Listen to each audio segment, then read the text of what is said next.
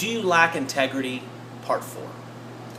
So, in order to establish a better relationship with my word, and this was after I went to Landmark Education, I remember going through the mental exercise, and this is picked up at the bottom, I'd say, this is the bottom 30%, the bottom third of the blog if you're reading. I figured I had two options, okay? To continually talking a bunch of crap, okay, which is not having integrity, and never punk out, never. Basically always follow through, okay? I found this to be less realistic for me. Or make sure that I committed to less and held myself accountable to more. Think about that. We're at the end of the blog post, but think about that. That is not a typical new agey personal development advice, but I'm only giving it to you because it's what worked for me. I committed to less. I did less and experienced more success in my life. Okay?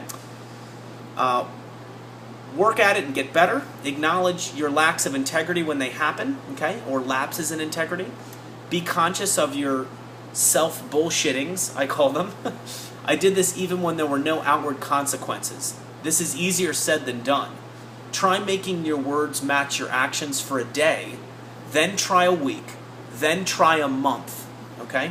I blog a lot about personal responsibility and no BS and living in reality, and the real thing here is I actually live this.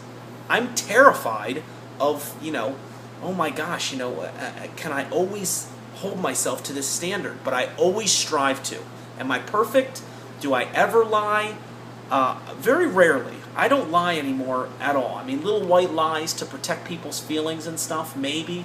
But I really live in integrity almost throughout everything in my life. And it's made my life so much easier and better. I already like confrontation now. I like conflict. But if you're someone who is kind of has a weak constitution, this might not be the best. This might be harder for you. Okay, this might be more challenging because you're going to have to get real with yourself, and you're going to have to maybe admit when you've been wrong, or maybe admit when you've screwed up, which was a little challenging for me at first.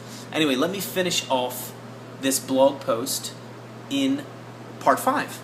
I said this would be the conclusion, but I literally have one paragraph left, so stay tuned. It's coming up real quick.